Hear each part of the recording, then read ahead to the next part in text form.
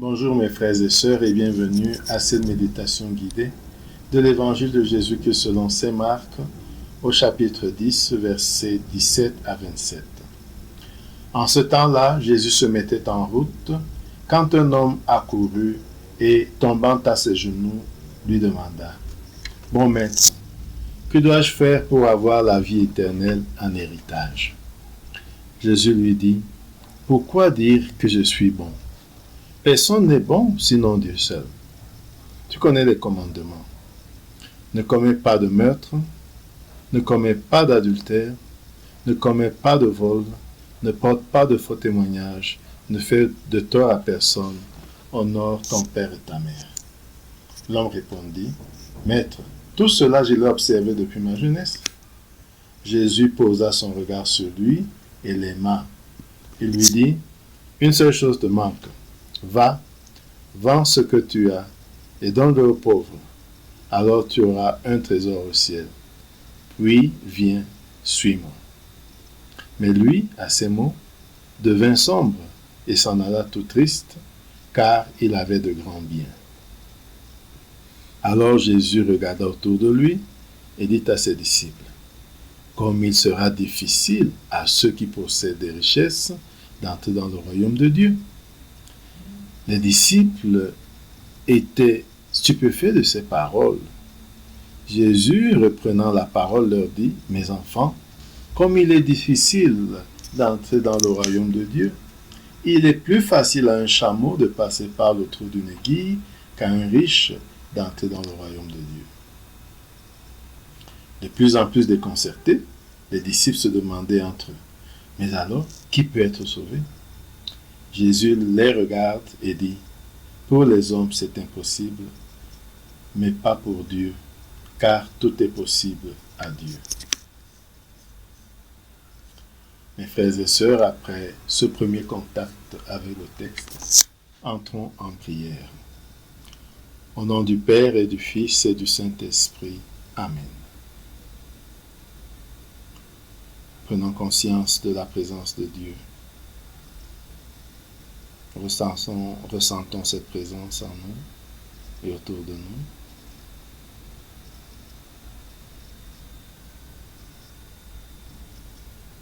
Et prenons conscience de notre présence devant Dieu ou de ce que nous portons dans notre cœur. Comment venons-nous à cette rencontre avec Dieu?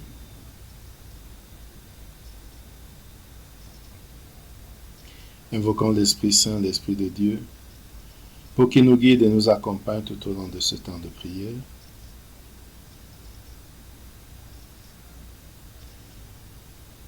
Demandons la grâce du jour, la grâce de chercher à entrer dans la vie éternelle.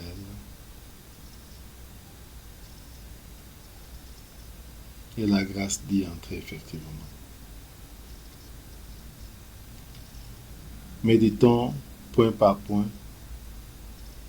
Commençons par composer le lieu. Jésus se mettait en route quand un homme accourut et tomba à ses genoux. Jésus en route, en marche. Imaginons ce chemin qu'emprunte Jésus. Imaginons cette route, ce chemin, et voyons Jésus emprunter la route. Il n'est jamais seul, il est avec ses disciples. Regardons-le marcher, regardons ses disciples l'accompagner, le suivre.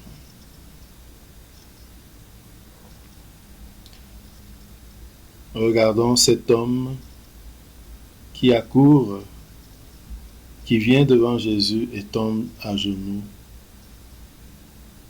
et lui dit: « Bon maître, que dois-je faire pour avoir en héritage la vie éternelle ?» Entrons dans le sentiment de ce jeune homme. Essayons de comprendre sa préoccupation. Que dois-je faire pour avoir en héritage la vie éternelle?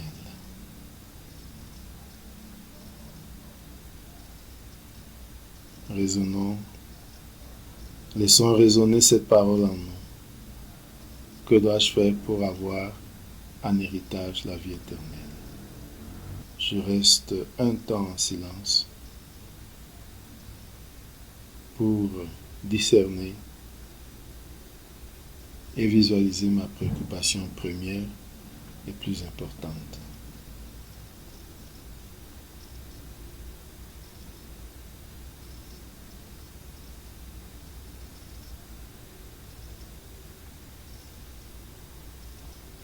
Revenons à ce chemin où Jésus a été intercepté par ce jeune homme. Écoutons la première réaction de Jésus. Pourquoi dire que je suis bon? Jésus est-il en train de nier sa divinité ou nous fait-il entrer dans un syllogisme? Seul Dieu est bon. Or, Jésus est bon, donc Jésus est Dieu.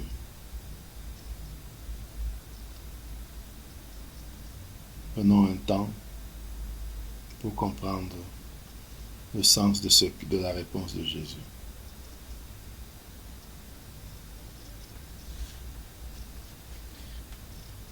Continuons de regarder Jésus et écoutons la suite de sa réponse. Tu connais les commandements. Pour entrer dans la vie éternelle, pour avoir la vie éternelle en héritage, tu connais les commandements. Ne commets pas d'adultère, ne commets pas de meurtre, ne commets pas de vol, ne porte pas de faux témoignages, ne fais de tort à personne. Honore ton père et ta mère.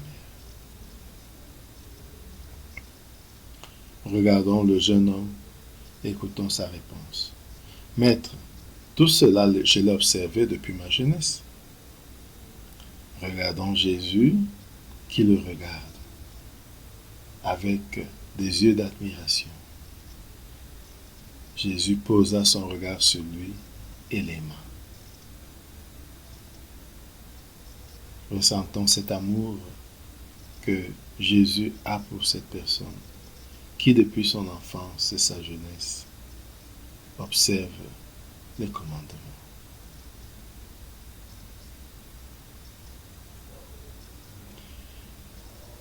Et maintenant, écoutons ce que Jésus lui suggère pour aller plus loin. Regardons, écoutons Jésus. Une seule chose te manque. Va, vends ce que tu as et donne-le aux pauvres, alors tu auras un trésor au ciel. Puis viens, suis-moi. Accueillons et méditons cette suggestion. Une seule chose te manque. Va, vends tout ce que tu as, donne-le aux pauvres.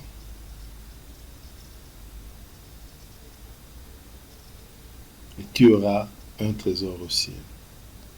Puis viens, suis-moi. Ressentons la force de cette proposition, la radicalité à laquelle invite Jésus.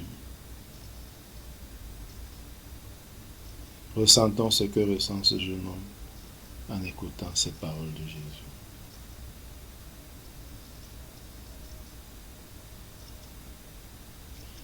Et voyons son visage s'assombrir. Et voyons-le se retourner et s'en aller tout triste à cause de ses grands biens. Ressentons le contraste. Il s'en va tout triste car il a de grands biens.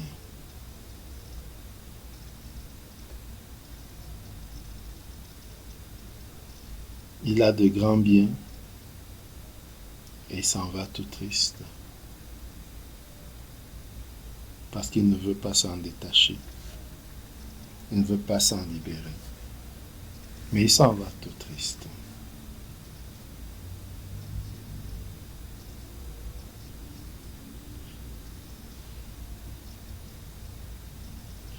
Revenons à Jésus et regardons-le qui regarde autour de lui et qui dit à ses disciples: comme il sera difficile à ceux qui possèdent des richesses d'entrer dans le royaume de Dieu.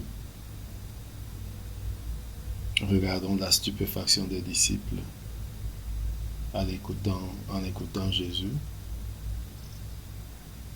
Et regardons Jésus qui réplique: mes enfants, comme il est difficile d'entrer dans le royaume de Dieu, il est plus facile à un chameau d'entrer par le trou d'une aiguille qu'à un riche d'entrer dans le royaume de Dieu. Plus facile à un chameau d'entrer par le trou d'une aiguille. Il est plus facile à un chameau d'entrer par le trou d'une aiguille qu'à un riche d'entrer dans le royaume de Dieu. Imaginons cette image: plus facile à un chameau d'entrer par le trou d'une aiguille qu'à un riche d'entrer dans le royaume de Dieu.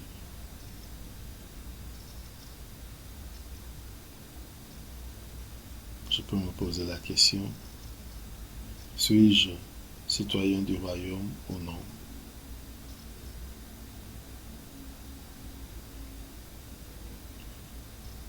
Pour être citoyen du royaume, observer les commandements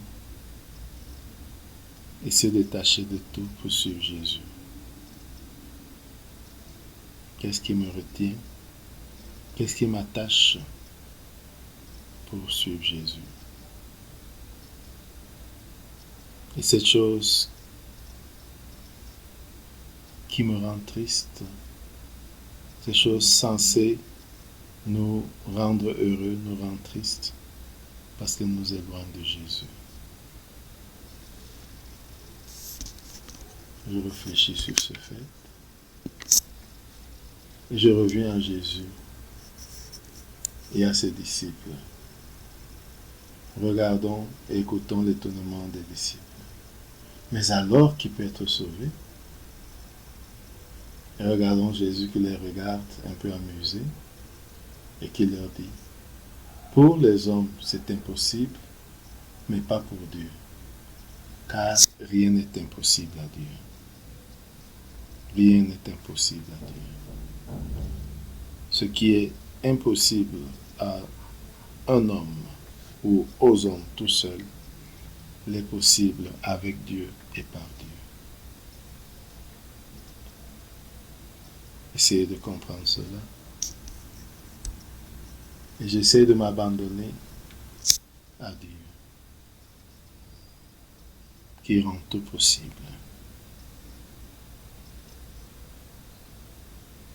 J'essaie de voir des choses qui dans ma vie me semblent impossibles.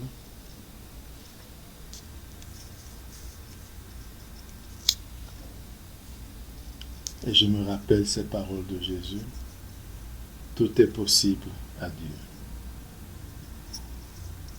J'entre en dialogue avec Jésus sur ce que je viens de voir, d'entendre et sur ce que je ressens.